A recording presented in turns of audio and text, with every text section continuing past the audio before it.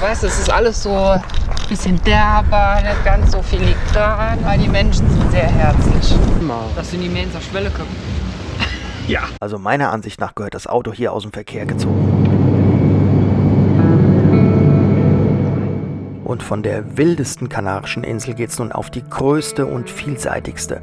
Man mag es ja kaum glauben, wenn man meine Selbstfindungstrips der letzten Jahre hier auf diesem Kanal verfolgt, aber es gibt tatsächlich immer noch was Neues zu entdecken.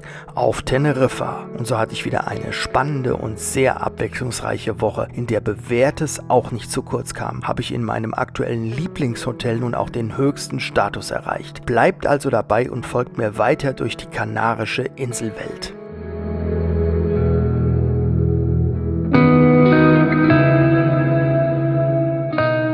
Nur gut 2 Wochen zuvor waren wir mit der neuen Mein Schiff 7 in Santa Cruz und unternahmen einen Tagestrip in den Norden von Teneriffa. Wer es noch nicht gesehen hat, hier oben noch einmal der Link dazu. Sehr netter Flug mit Binter, der kanarischen Airline, welche mit über 200 Flügen pro Tag alle Inseln des Archipels im Atlantik verbindet.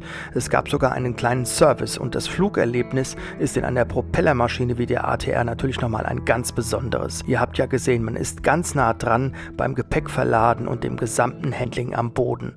Gerade einmal 35 Minuten dauert der Flug von Fuerteventura zum Nordflughafen hier.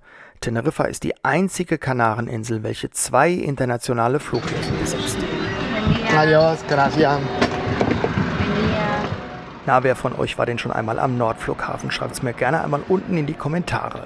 So, Landung auf dem Nordflughafen. Reine Flugdauer waren jetzt 35 Minuten.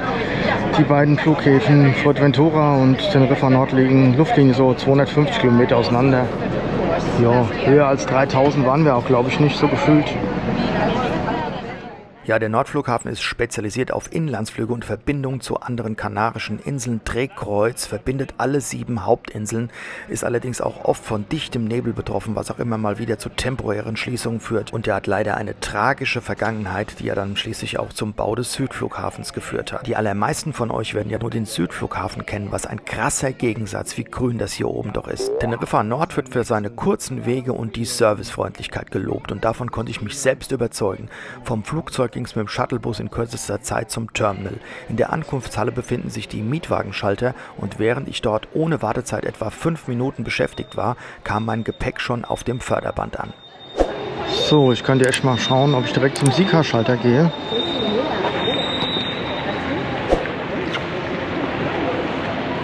Gucke mal an, was hier kommt, mein Koffer.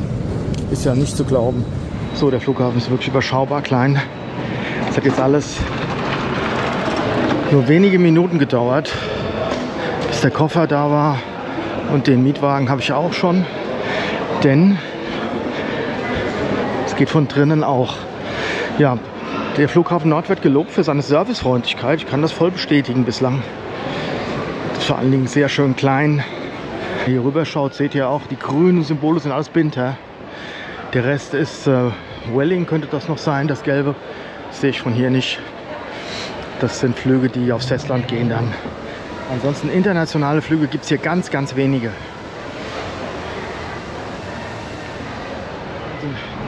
Und schon sind wir raus. Ja, Mietwagen auf den Kanarischen Inseln trotz der doch kräftigen Preiserhöhung nach Corona nach wie vor günstig. Eine Woche 190 €, auch heute wieder in Automatik. Und ich beweise mal wieder, wie das mit den Upgrades funktioniert. Opel Corsa steht auf der Reservierung, das ist aber gleich kein Corsa. Habe ich also heute mal wieder ein etwas größeres Fahrzeug bekommen. Und großer Vorteil, ohne Aufpreis, Anmietung am Nordflughafen. Und ich gebe das Fahrzeug ja eine Woche später dann am Südflughafen wieder ab. Ja, genau. Wow, da gibt es nichts zu meckern. Das ist definitiv größer als ein Corsa. Und ich habe nochmal für die Fahrt 2 Wasser geholt, dass ich nochmal einen Stopp machen muss. Ja, hier ist deutlich windiger, aber super Wetter. So darf es bleiben die nächsten Tage. Ja, wo ich immer so ein bisschen hadere hier mit diesen Fahrzeugen, dieser französischen Baureihe, das ist dieses Lenkrad. Also meiner Ansicht nach gehört das Auto aus dem Verkehr gezogen. Das Lenkrad, egal wie man es stellt, entweder hat man es hier unten auf dem Knie hängen, ja, oder, also höher geht es eigentlich gar nicht, ist so abgeflacht, verdeckt komplett das Display hier, ne? Also das ist echt ein Witz. Und das sage ich jetzt nicht nur als langjähriger Volkswagen-Fahrer bzw. Fahrer von deutschen Fabrikaten.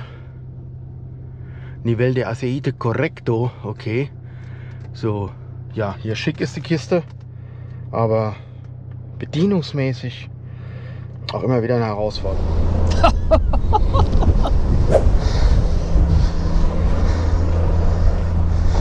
So, willkommen zu einem neuen Reisevideo. Heute unter erschwerten Bedingungen in jeder Hinsicht. Es ist nicht nur windig. Es ist auch kalt. Es ist auch kalt und staubig. Da müssen wir warten, bis der Bagger weg ist hier vorne. Spannende Reise in die Vergangenheit von Teneriffa. Und ich bin heute unterwegs mit der Inselkennerin Andrea. Wir laufen jetzt los Richtung Okay. Geisterstadt, Leprastadt in Abades.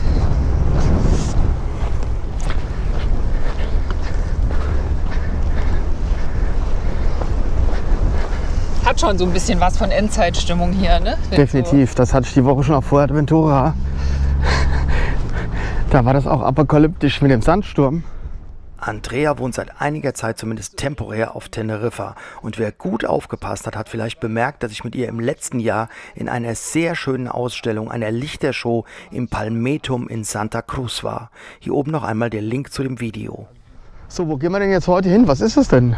Ja, also wir gehen jetzt in die sogenannte Leprastadt oder auch, wie sie ihr genannt wird, hier in die Geisterstadt. Die ist in der Gemeinde Arico, genau zwischen El Porris und Abades im Osten der Insel.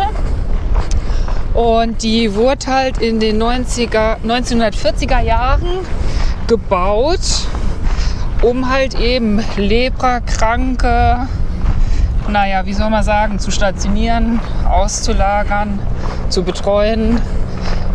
Es war hier alles in der Zeit noch nicht bewohnt. Und da hat man das halt so angefangen, großflächig hier anzulegen und zu bauen.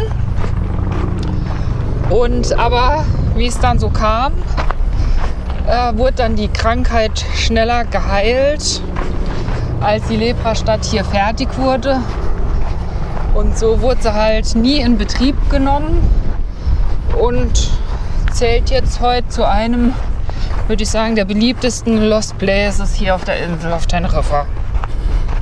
Da bin ich mal gespannt. Hier sind ja auch Autos hier vorne.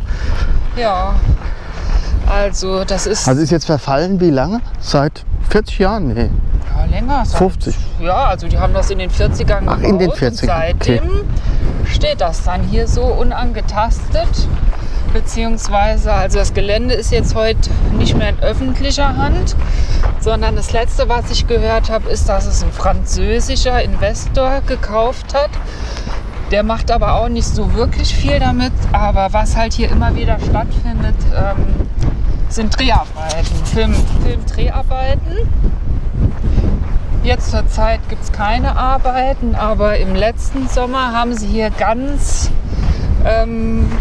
großflächig, aufwendig Dreharbeiten gehabt und haben auch teilweise die Gebäude ein bisschen präpariert. Es scheint irgendwie ein Film gewesen zu sein mit einer großen Gefängnisanlage. Da haben sie hier so Wärterhäuschen noch aufgebaut und ja, haben halt dann hier wirklich alles auch abgesperrt. Konnte man auch wirklich monatelang gar nicht durchlaufen. Aber jetzt ist es wieder für, ich will jetzt nicht sagen für Besucher geöffnet, aber es ist möglich, dass man halt einfach ganz normal durchläuft. Also man kann halt relativ nah mit dem Auto ranfahren, aber man darf mit den Autos nicht ins Gelände reinfahren. Genau, und man sieht es ja schon, es ist teilweise schon sehr zerfallen, aber man kann doch schon noch erahnen. Ja, Gefahr des Zusammenbruchs, zerstörter Gebäude. Na dann. Genau, gehen wir mal los. Gehen wir mal los, genau. Also es war ja wirklich eine richtige Stadt. Also zum einen gab es ja dann halt diese Häuser, in denen dann die Lepra-Erkrankten gepflegt wurden. Es wurde ein Schulgebäude angelegt. Es wurde ein Krematorium gebaut. Es gibt hier auf dem Gelände da oben, sieht man es noch, ist auch eigentlich der besterhaltenste Bau, eine Kirche. Die habe ich eben von der Straße schon gesehen, Ja, ne? sieht man von Weitem. Und dann gibt es auch noch Häuser fürs Personal, für die Angestellten damals. Und ja, es gab auch ein Haus, was halt so ein bisschen herrschaftlicher aussah oder aussieht immer noch, halt eben für den, wie nennt man das, den, der es geleitet hat, hier Ja. halt der Chef. Stationsleiter. Ja. Wir können auch gerne mal reingehen.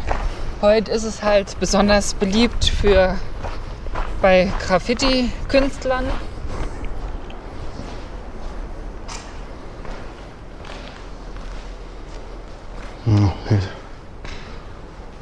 Okay, sieht schon gespenstisch aus. Die passenden Graffitis jedenfalls drin. Wird das dann aber bewacht, dass hier nicht jemand mal drin haust oder wohnt oder so? Gibt's auch. Also jetzt die ganze Zeit während der Filmarbeiten war dann auch Sicherheitspersonal und die haben halt geguckt, dass dann eben keine Camper oder Gucken hier. Vandalen hier sind, aber es ist ja, manche Gebäude sind auch viel, viel schlechter. Hier kannst du ja noch, ich sag mal, angstfrei reingehen, aber bei manchen denkst du wirklich. Wer es nachmachen will, natürlich alles hier auf eigene Gefahr. Der Film, die Serie heißt übrigens Las Noches de Tefía, eine Geschichte über ein frankistisches Arbeitslager. Perfekte Kulisse für düstere und epische Filmszenen. Link unten in der Videobeschreibung. Das ist halt auch so ein typischer Instagram-Spot hier. Was ist das nicht heutzutage? Ja. Die Architektur, ne, diese Embleme, die lassen es ja noch ein bisschen erahnen, ne? So 40er Jahre, so Franco-Zeiten, ne? Schon so ein bisschen so, erinnert ja schon so ein bisschen an die Architektur, wie so bei uns. Aber fertig geworden sind die tatsächlich nie, die Gebäude. Nee. Immer im Rohbau geblieben, Ja, oder? die wurden nie in Betrieb genommen. Da unten, das sieht ja schon interessant aus. Das war das Wärtergebäude. Das ist das. Und Hat das natürlich ist auch die da können wir 1A-Lage gleich- direkt ja, am Wasser. Ja. Und da können wir gleich mal runter, aber ich würde erst mal hochgehen. Ja. Und das ist jetzt im Winter oder im Sommer, als wir nicht da waren, ist das von der anderen Seite richtig krass zusammengestürzt. Es hat ja auch so wie so Arkaden, weißt du, so Säulen gehabt und so.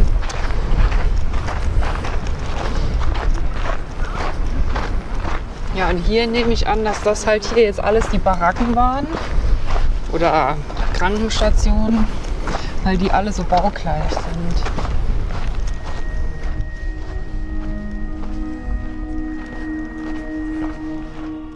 Auf diesem Kanal nehme ich euch mit auf meine Reisen. Wenn euch dieses Video bis hierhin gefällt, würde ich mich sehr über einen Daumen hoch und ein Kanalabo freuen. Dadurch unterstützt und motiviert ihr mich für noch viele weitere Reisevideos. Der Leuchtturm, zu was gehört der?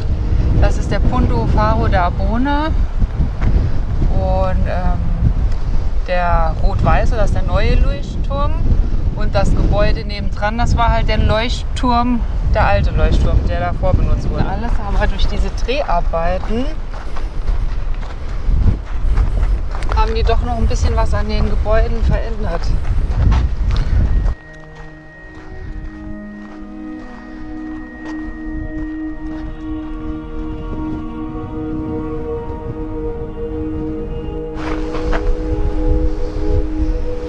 Das ist aber jetzt doch ein anderes Gebäude, als das wir eben gesehen haben, oder? Ja. Ach, das ist doch da unten. Gehört aber auch noch dazu, Gehört oder? auch noch dazu. Das wird auch schon mal ein bisschen saniert oder wieder aufgebaut. Aber heute Abend die Stimmung hier, die ist schon cool. Ja, an der einen oder anderen Stelle gibt es auch noch ein paar Einschusslöcher zu sehen. Die kommen vom spanischen Militär, die das hier auch eine Zeit lang als Übungsgelände, als Truppenübungsgelände benutzt haben. Aber die Zeiten sind auch schon länger vorbei. Heute gibt es noch die ein oder andere wilde Party, die mal hier so halblegal gefeiert wird nachts.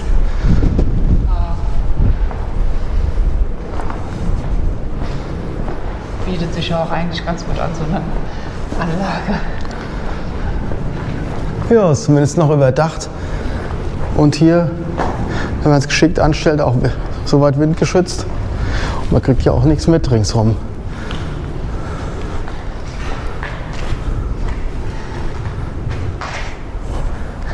Ein einsamer Hund, aber er hat einen Besitzer. Es gibt schon so ein paar Lost Places hier auf Teneriffa. Also jetzt hier die Geisterstadt ist ja so ein Lost Place. Ich habe ja total die Fans, ne? Fangemeinde für solche Orte. Ja. Dann gibt es ja auch zum Beispiel auch hier in der Gemeinde oben bei El Rio so einen Staudamm, der auch nie in Betrieb genommen wurde. Bei El Médano hat es ja diese riesen Satellitenanlage, ist auch so ein Lost Place. Ja, das weiß ich, ja. Ja. Schon mal irgendwo gesehen. Das ist aber jetzt hier aufgemalt. Das gehört nicht zu den. Aber die Kacheln, die Fliesen hier, die sind noch Das könnte schon sein. Originalbestand. Sind. Und das hier waren sicherlich solche Waschbecken, in denen man halt die Kleidung gewaschen hat. Ne? Und dann hier so dran. Könnte sein, ja. Und halt erscheint nicht so, als ob das hier so ein Waschhaus, ja. gewesen wäre. So, hier werden noch Selfies gemacht für die eigene Produktion. Ich weiß ja, wie es ist. 100 Shots und mit einem ist man dann zufrieden. Ach, so ist es. Ich kenne das.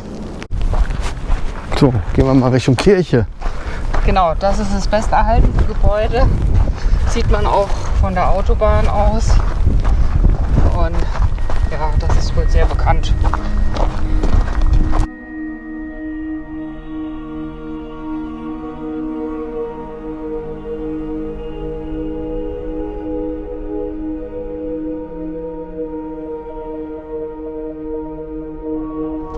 Als Rückzugsort von Franco gebaut worden wäre, weil der hat ja auch von hier aus seinen Putsch vorbereitet und als er an der Macht war, heißt es unter Einheimischen, hat er sich hier so einen heimlichen Rückzugsort geschaffen. So, jetzt machen wir noch mal ein paar apokalyptische Fotos hier zum Sonnenuntergang. Ja, und dann gibt es hier auch noch so eine unterirdische Bunkeranlage, von der man auch nicht so genau weiß, wofür die eigentlich angelegt wurde. Und das spricht halt auch wieder so ein bisschen für diese Theorie, dass es hier halt so ein Franco-Rückzugsort gewesen ist. Die ist aber nicht mehr zu finden oder Ja, zugänglich. die wurden zugeschüttet. An der einen oder anderen Stelle kann man tatsächlich noch mal irgendwie sehen, dass es hier ziemlich weit runter geht, was also mit Gullideckeln oder mit Betonplatten abgedeckt ist, aber die ist zugeschüttet. Weitestgehend.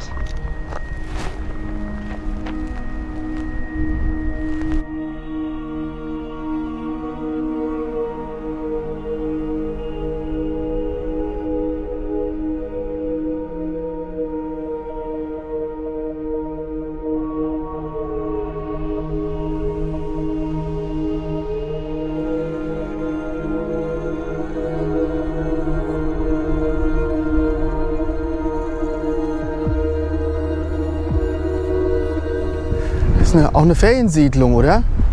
Teils. Also das ist Abades. Wohnen natürlich sehr viele Deutsche hier, die hier überwintern, aber auch doch viele Einheimische. Also ich würde sagen, es ist gemischt. Und am Wochenende ist die Promenade da unten von Campern überfüllt bis bevölkert. Hier gibt es noch einen recht schönen Familienstrand. Eigentlich ist der recht geschützt, also obwohl wir es ja heute so sehr windig und stürmisch haben und jetzt schon recht große Wellen überall reinkommen, ist es hier trotzdem noch sehr geschützt. Kann man sich hier auch, wenn es ein bisschen mehr Saison hat oder die Temperaturen besser sind, liegen und Schirmen leihen. Ja, also am Anfang hat es uns total abgeschreckt, aber wie gesagt, da unten gibt es auch noch die Pizzeria, eine Eisdiele, eine Burgerbar, nochmal so einen besseren Fischimbiss, würde ich mal sagen. Kleinen Supermarkt, ganz am anderen Ende die bisschen größeren Gebäude. Das ist eine Apartmentanlage, kann man ganz schön Urlaub auch da verbringen. Mit Poolanlage, relativ neu, direkt am Strand. Man kann auch in die andere Richtung ganz schön spazieren gehen. Das ist die Erhebung hier vorne links. Das ist Montaña Abades.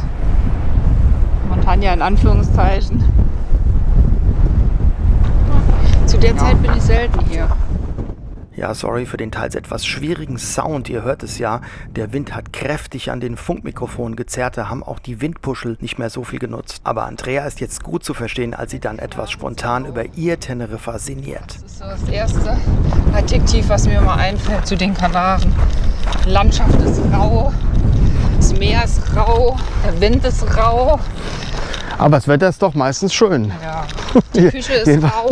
Die Küche ist einfach zumindest. Ja, das ist Ja, einfach die Küche ist einfach, aber rau. Ja, weißt du, es ist alles so ein bisschen derber, nicht ganz so filigran. Das ist hier alles einfach, alles.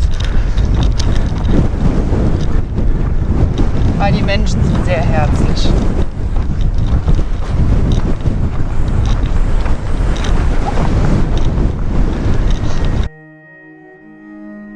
Ja, es ist aber echt hier ein sehr, sehr weitläufiges Gelände und bleibt natürlich der Fantasie breiten Raum, was man tatsächlich hier alles geplant hatte und was nicht zur Umsetzung kam. Wir gehen jetzt noch mal zu dem mutmaßlichen Gebäude des Aufsehers. Ja. Ja, sieht fast ein bisschen aus wie so ein Gästehaus, ne? Aber wer hätte hier Gast sein sollen?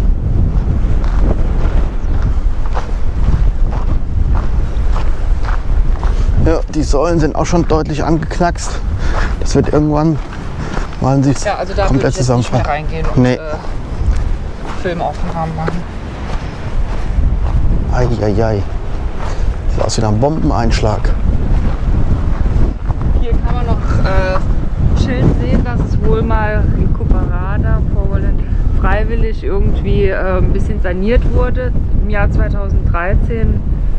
Ja. Wie man sieht, ist auch das schon wieder lange hier.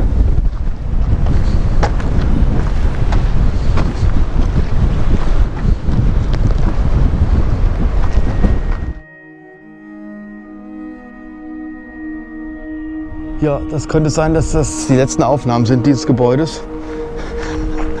Wenn es noch weiterhin so stark da reinbläst, wird das sicherlich bald komplett zusammenfallen. Da oben ist das Holz. Nee, sieht nur so aus, ne?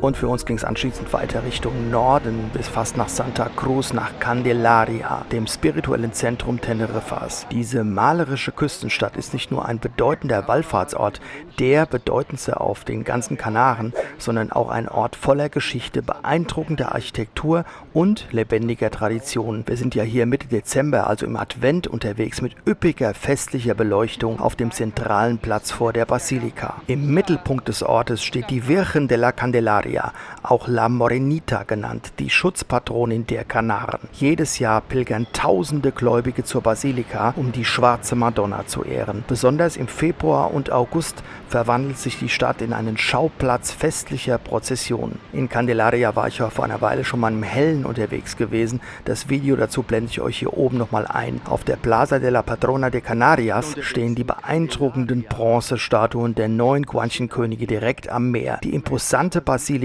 mit ihrem 45 Meter hohen Turm beherbergt heute eine Replik der ursprünglichen Statue, die 1826 durch ein Unwetter verloren ging. Neben ihrer religiösen Bedeutung bietet die Stadt aber auch typisch kanarische Architektur, Märkte mit lokalen Spezialitäten und idyllische Küstenabschnitte. Sie lohnt also auch einen Besuch außerhalb des Advents.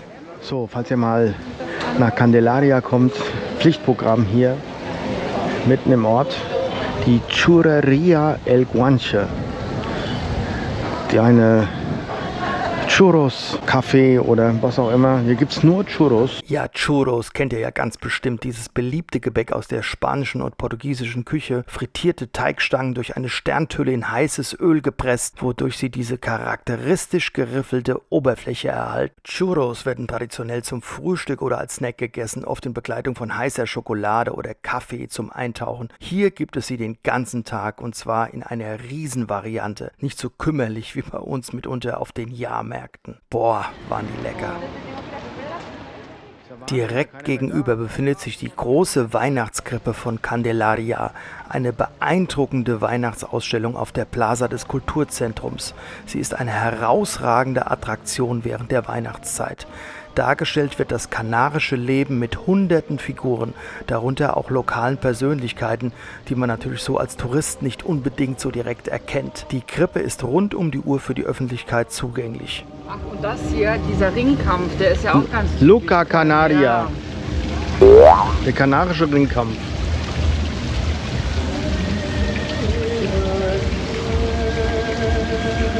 Das sind die Mainzer Schwelleköpfe. Ja, das hätte ich auch erst gesagt, aber nachdem ich die auf La Palma gesehen habe, Ja, da kenn ich also haben sie also von auch anderen andere Inseln, weiß ich Insulaner schon hier nichts. eingeladen. Die Krippe ist viel mehr als eine Weihnachtsausstellung, integriert sie doch ikonische Gebäude und Wahrzeichen der Stadt. Sie macht sie zu einer einzigartigen Attraktion, die sowohl für Einheimische als auch für Touristen von großem Interesse ist.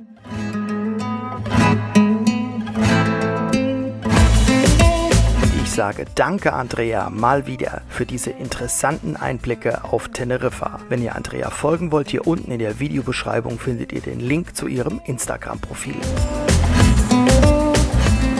Und das seht ihr im nächsten Teil, voll am Limit im Teno-Gebirge. Beim Wiederaufstieg nach Teno Alto komme ich an meine Grenze. Anfang und Ende so nah. Wir umrunden die Montañas Negras, die bisher letzten Vulkanaktivitäten auf Teneriffa. Und der kanarische Nachthimmel lässt mich mal wieder nicht schlafen.